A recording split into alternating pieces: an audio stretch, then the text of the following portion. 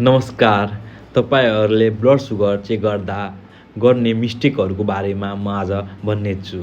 तपाईँको घरमा, छरछिमेकीमा कोही न कोही पक्कै डायबेटिक पेसेन्ट हुनुहुन्छ जसको सुगर हाई छ। उहाँहरूले रेगुलर बेसिकमा आफ्नै घरमा ग्लुकोमिटरले सुगर जाँच गर्नुहुन्छ। कहिले फास्टिङ, कहिले पिपी, कहिले ऱ्यान्डम जाँच गर्नुहुन्छ होइन। तर तपाईँहरूले गर्नुहुन्छ, सबै ठिक छ होइन। तर तपाईँहरूले गर्दा तपाईँले सुगर जाँच गर्दा मिस्टेकको बारेमा तपाईँहरूलाई थाहा छैन होइन।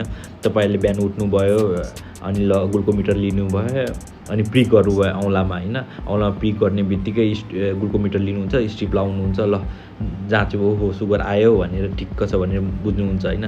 तर जुन फर्स्ट मिस्टेक के हो भनेपछि हामीले प्रिक गर्ने बित्तिकै फर्स्ट जुन रगत आउँछ नि त्यो लिनुहुन्न। किन लिनुहुन्न भनेपछि त्यो फर्स्ट रगत चाहिँ टिस्युसँग कन्टामिनेट भएर त्यो एक्युरेसी एउटा इनएक्युरेट दिनसक्छ।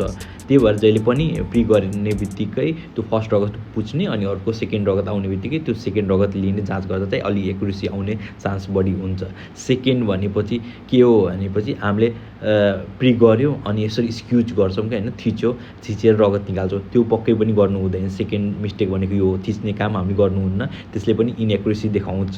दोस्रो मिस्टेक भयो। तेस्रो के हुन्छ भने चाहिँ हामीले मेनली चाहिँ यही औँलामा इन्डेक्स फिङ्गरमा लिइरहेको हुन्छ होइन। तर हामीले लिनुपर्ने भनेको रगत भनेको जहिले पनि मिडल फिङ्गर र रिङ फिङ्गरमा यो औँला धेरै नै युज हुन्छ, त्यही भएर इनएक्युरेसी हुन्छ, इनएक्युरेट हुन्छ। त्यही भएर हामीले 3टा मिस्टेक रेगुलर बेसिकमा गरिरहन्छ, हामीलाई थाहा नभएको हुन्छ। त्यही भएर हामीले के गर्नुपर्छ भने फर्स्ट चाहिँ के हुन्छ, हामीले पनि सुगर लिँदा चाहिँ ब्लड चेक गर्ने बेला जहिले पनि रिङ फिङ्गर अनि इन्डेक्स फिङ्गरमा लिने। अर्को भनेपछि प्रिक गर्दा स्क्युज नगर्ने, नथिच्ने होइन। अनि तेस्रो काम भनेको